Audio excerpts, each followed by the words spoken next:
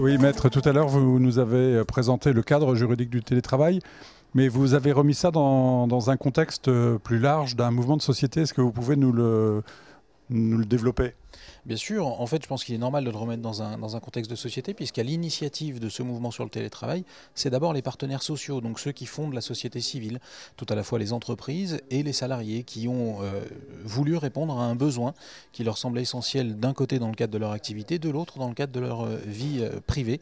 Il me paraît donc parfaitement normal d'inscrire ça dans un mouvement de société. Alors ce mouvement de société, selon vous, selon ce que vous observez, qu'est-ce qu'il représente ?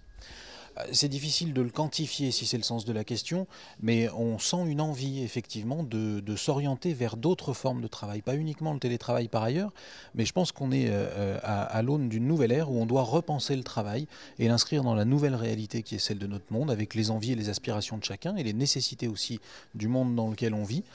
Mais effectivement, je sens moi poindre l'envie de travailler autrement, de rechercher des modes alternatifs.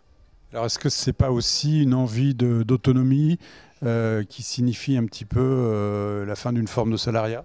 Bien sûr, on est de toute façon en train de repenser la société plus globalement que le travail.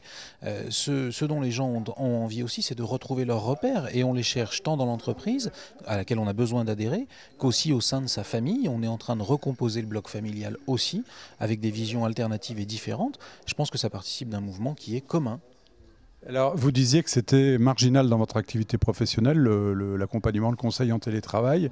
Est-ce que vous trouvez que les managers ou les chefs d'entreprise qui y vont correctement ? Pour l'instant, en tous les cas, ils y vont avec des questions, ce qui est à mon avis la première démarche à avoir. Se renseigner, rester ouvert à la nouveauté. Pour l'instant, on reste frileux.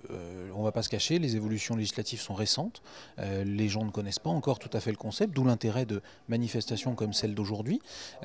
Clairement, le but aujourd'hui est de répondre aux questions. Et les questions sont là. C'est au moins ce qu'on peut se dire et je trouve la démarche saine. Alors avant la loi du début de l'année, on disposait d'un arsenal juridique de l'accord national interprofessionnel de 2005 qui était même plus complet. Est-ce que vous pensez que c'était indispensable de légiférer ?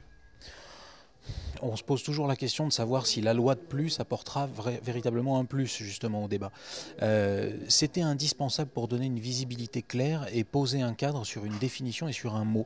Jusqu'à présent, on parlait de travail à domicile qui était déjà codifié dans le Code du travail, mais avec des limites qui étaient autrement plus complexes. On a ici une codification qui est simple en 3 articles du Code du travail qui pose un cadre et qui surtout renvoie les parties non pas dos à dos mais face à face pour enfin discuter des enjeux du télétravail dans un cadre précis avec des principes directeurs qui vont permettre à tout un chacun de conserver sa liberté et surtout de discuter de ces enjeux.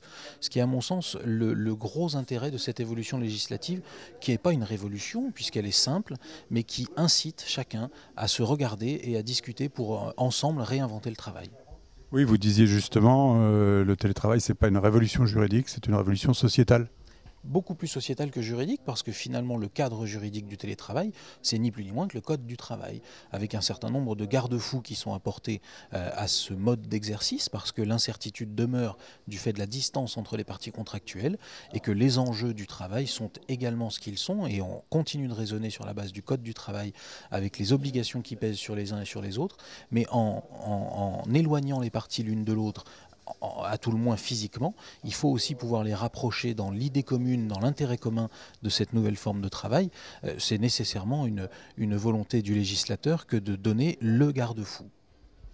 Parfait.